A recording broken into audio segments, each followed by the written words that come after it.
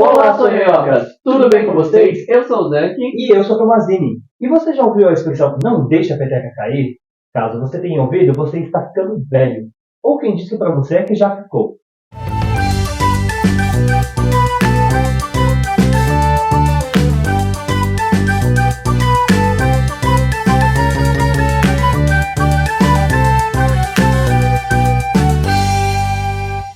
Você se lembra da peteca? Parece só um peso de papel ou um saquinho com areia, mas na verdade é um brinquedo de origem indígena que acabou se tornando um esporte. Segundo estudos, os indígenas já utilizavam a peteca como uma atividade esportiva com o intuito de se aquecer durante o inverno. A ideia do jogo é passar a peteca de mão em mão, fazendo literalmente como foi falado lá no começo do vídeo. Não deixar ela cair. E por falar em cair, vocês já jogaram Jenga? A ideia do jogo é empilhar várias pecinhas de madeira em conjuntos de 3, formando até 18 andares de blocos de madeira. Cada partida pode ter no mínimo 2 jogadores, mas ela fica muito mais divertida quando ela é jogada em grupos maiores.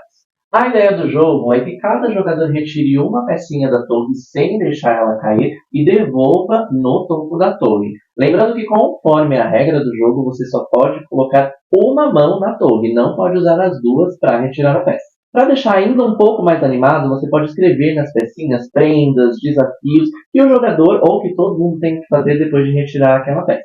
Até hoje a Jenga é vista nas festinhas para aquela galera que adora um desafio. E falando em desafio, na nossa época a criançada adorava e entendia muito bem de desafio.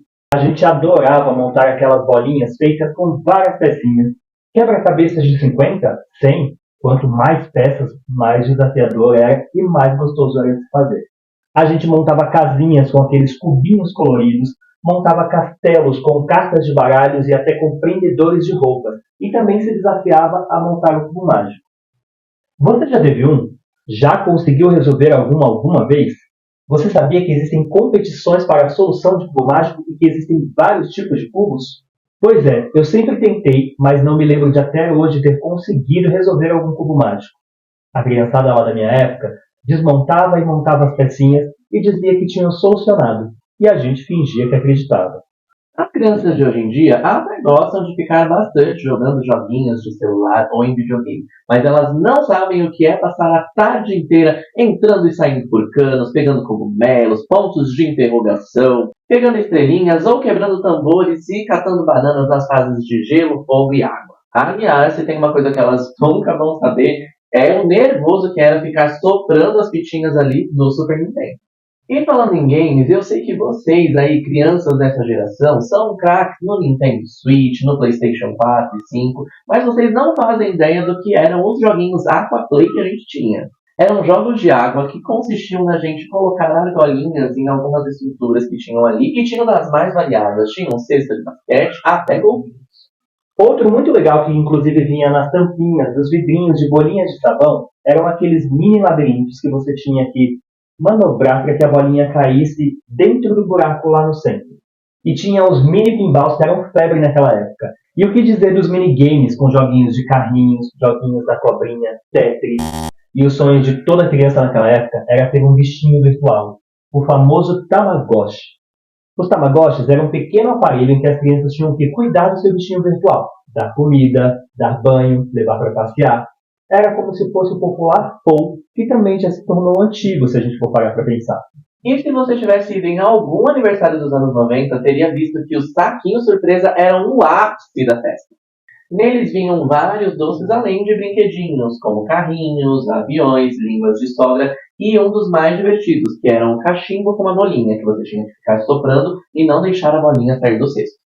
A gente brincava de casinha, de comidinha, de bater figurinhas, bater tazo também. Vocês se lembram dos tazos? Nossa, era muito legal brincar de tazo. Eu tinha uma coleção.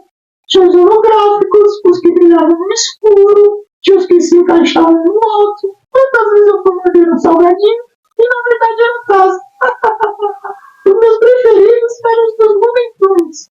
Ah, os tazos dos Looney Tunes eram os meus favoritos também, e eu também tinha uma coleção. Além disso, outra coisa que eu colecionava eram os brinquedos do Kinder Ovo, que, acreditem vocês ou não, eles já custaram R$1.